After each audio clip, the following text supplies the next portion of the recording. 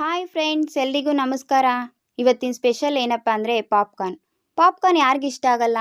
ಮಕ್ಕಳಿಂದ ಹಿಡಿದು ದೊಡ್ಡವ್ರವರೆಗೂ ಎಲ್ಲರೂ ತುಂಬಾ ಇಷ್ಟಪಟ್ಟು ತಿಂತಾರೆ. ಹಾಗಾದರೆ ಹೇಗೆ ಮಾಡೋದು ಅಂತ ನೋಡೋಣ. ಅದಕ್ಕೂ ಮುಂಚೆ ಯಾರೆಲ್ಲ ನನ್ನ ಚಾನಲ್ನ ಹೊಸದಾಗಿ ನೋಡ್ತಾ ಇದ್ದೀರಾ, ನನ್ನ ಚಾನಲ್ನ ಸಬ್ಸ್ಕ್ರೈಬ್ ಮಾಡ್ಕೊಳ್ಳಿ, ಪಕ್ಕದಲ್ಲಿರೋ ಬೆಲ್ ಐಕನ್ನ ಕ್ಲಿಕ್ ಮಾಡಿ. ಹಾಗಾದರೆ ಬನ್ನಿ ಪಾಪ್ಕಾರ್ನ್ ಮಾಡೋದು ಹೇಗೆ ಅಂತ ನೋಡೋಣ. ನಾನು ಒಂದು ರೆಡಿ ಪಾಪ್ಕಾರ್ನ್ ಪ್ಯಾಕನ್ನು ತೊಗೊಂಡಿದ್ದೀನಿ. ಅದನ್ನ ಪ್ಯಾಕನ್ನು ಕಟ್ ಮಾಡಿಬಿಟ್ಟು ಅದರಲ್ಲಿರೋ ಜೋಳ ಹಾಗೆ ಮಸಾಲೆನೆಲ್ಲ ಸೇರಿಸ್ಕೊತಾ ಇದ್ದೀನಿ ಒಂದು ಕುಕ್ಕರ್ಗೆ. ನಾವು ಎಕ್ಸ್ಟ್ರಾ ಇಂಗ್ರೀಡಿಯೆಂಟ್ಸ್ ಏನು ಸೇರಿಸೋ ಅಗತ್ಯ ಇಲ್ಲ, ಅದರಲ್ಲಿರೋ ಅಂಥ ಮಸಾಲೆ ಮತ್ತು ಜೋಳನ ಸೇರಿಸ್ಕೊಂಡ್ರೆ ಸಾಕಾಗುತ್ತೆ. ನಾವು ಮಕ್ಕಳನ್ನ ಎಲ್ಲಾದರೂ ಹೊರಗಡೆ ಕರ್ಕೊಂಡೋದಾಗ ಅವರು ಪಾಪ್ಕಾರ್ನ್ ಏನಾದರೂ ನೋಡಿದ್ದಾರೆ ಅಂದರೆ ಮಿಸ್ ಮಾಡದೆ ತೊಗೊಂಡು ತಿಂತಾರೆ. ಯಾಕಂದರೆ ಮಕ್ಕಳಿಗೆ ತುಂಬಾ ಇಷ್ಟ ಪಾಪ್ಕಾರ್ನ್ ಅಂದರೆ. ನೋಡಿ, ಈಗ ನಾನು ಗ್ಯಾಸ್ ಸ್ಟವ್ನ ಆನ್ ಮಾಡಿಬಿಟ್ಟು ಈ ರೀತಿ ಕೈ ಆಡಿಸ್ಬೇಕು, ಮೀಡಿಯಮ್ ಫ್ಲೇಮಲ್ಲಿ ಇಟ್ಬಿಟ್ಟು. ಅದು ಜೋಳ ಒಂದೊಂದೇ ಸಿಡಿಬೇಕು, ಅಲ್ಲಿವರೆಗೂ ನಾವು ಕೈ ಆಡಿಸ್ತಾ ಇರೋಣ. ನೋಡಿ, ಈಗ ಜೋಳ ಒಂದೊಂದೇ ಸಿಡಿತಾ ಇದೆ. ಈಗ ನಾನು ಕುಕ್ಕರ್ ಕ್ಯಾಪನ್ನು ಕ್ಲೋಸ್ ಮಾಡ್ತಾ ಇದ್ದೀನಿ. ಮೀಡಿಯಮ್ ಫ್ಲೇಮಲ್ಲೇ ಇಟ್ಬಿಟ್ಟು ಮಾಡ್ಕೊಳ್ಳಿ.